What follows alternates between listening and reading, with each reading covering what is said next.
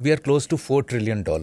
And I think what I have observed is every $1 trillion of GDP, there is a shift in the way we think about several things, including doing business. Also, 4 trillion now is a large enough scale. How should investors look at this scale? So one part is the entrepreneurs. Do investors need to rethink the way they invest, given that there is a new scale, and that scale is coming at a furious speed? It's not only just the GDP, it's the number of people who are investing. It's the number of people who have greater aspirations. It's the number of people who are now spending on education, for instance, healthcare. So is there a way that people need to rethink the way they look at investments given the changed scale? Can we continue to expect from the markets what we got at $270 billion in 1991 at a $4 trillion economy today? So for a broad market, that may not be possible, because at $270 billion, we were inflationary economy. Now there is much less inflation. So your nominal returns are bound to fall, even though real returns may remain the same. But will there be segment where there will be as much opportunity today as we had at 90s to $270 billion GDP? Answer is undoubtedly yes. Below $2,000 capita, we were roti kapda makan economy.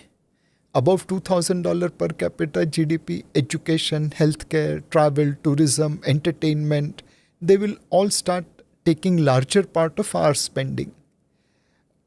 Maybe the next generation will spend more rather than save more as they are financially more confident. So there will be opportunities which will be as exciting as it was there in the 90s at $270 billion GDP. And more importantly, the pot which is available is infinitely going to be higher than what was available then. That's a very good question, and I haven't thought about it, which is that the young people who are spending more will continue to spend and perhaps deliver returns to companies. Do you think as at a macro level, the space for consumption in GDP will also, as a result, rise at a macro? So as of today, consumption is already 2/3 of our economy almost. And we have no option but to push both consumption and investments together. If consumption becomes, let's say, 3/4 of economy, will it sustain? Answer is no.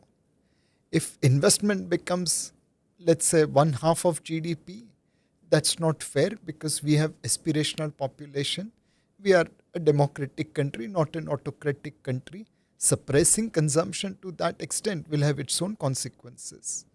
So we will have to create a perfect equilibrium between investments and consumption, where higher investment leads to higher growth, creates more jobs, creates more consumption, but investment has already created supply, so there is no inflation.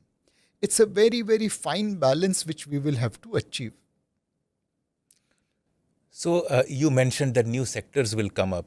What are these new sectors that young investors should be tracking, watching? So one obviously is technology related, from semiconductors to artificial intelligence to machine learning. The second could be, futuristic investments. For example, in defense, tank is now past and drones are the future.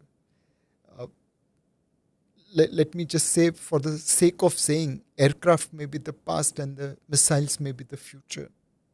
So futuristic investment. And the third will be probably sectors which are yet going to come based on what technological disruption is coming. I have no idea how AI will come and impact. 10 years back, would I have visualized OTT kind of entertainment? Answer is no. So keep your eyes and ears open. There may be new sectors which will emerge, which I am not able to visualize today. So go for technology, go for futuristic, and keep mind open for something which is coming out. Mutual fund investments are subject to market risks. Read all scheme-related documents carefully.